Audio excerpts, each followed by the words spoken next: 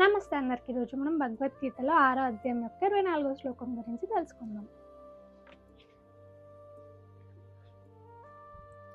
స నిశ్చయేన యోక్తవ్యో యోగో నిర్విన్న చేతస సంకల్ప ప్రభావాన్ కమాం త్యక్త్వా సర్వన్న శేషతః మనస్సైవేంద్రియ గ్రామం వినియమ్య సమంతత.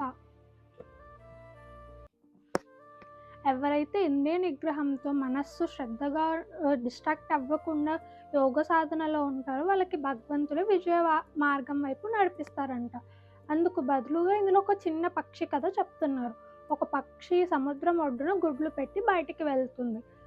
అది పక్షి లేని సమయంన అలలకు ఆ గుడ్లు సముద్రంలోకి వెళ్ళిపోతే తిరిగి వచ్చాక బాధతో ఆ పక్షి సముద్రంని అడుగుతుంది, సముద్రం నాకు నా గుడ్లను తిరిగి ఇచ్చేసేయి, నాకు కావాలి అని చెప్పి. సముద్రం ఆ చిన్న పక్షి మాటలను అస్సలు పట్టించుకోదు. ఇంకా పక్షికి కోపం వచ్చి నీ సముద్రం మొత్తం నేను తీసేస్తాను అని చెప్పి చెప్తుంది. అది చూడ్డానికి అసాధారణమైన విషయం, కానీ అప్పుడు పక్షి ఆ చిన్న ముక్కుతో కొంచెం కొంచెంగా నీళ్ళను తీసి పడేస్తూ ఉంటుంది వేరే చోటుకి. అప్పుడు అలా కొన్ని నీళ్ళు అయిపోతూ ఉంటాయి. ఈ విషయం అందరితో వ్యాపించి విష్ణు వాహనమైన గరుడుని వరకు చేరుతుంది.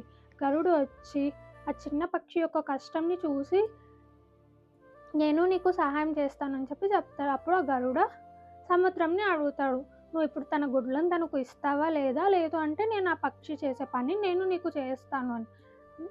పక్షి యొక్క నోరు చిన్నది, కానీ గరుడుని యొక్క నోరు చాలా పెద్దది కదా.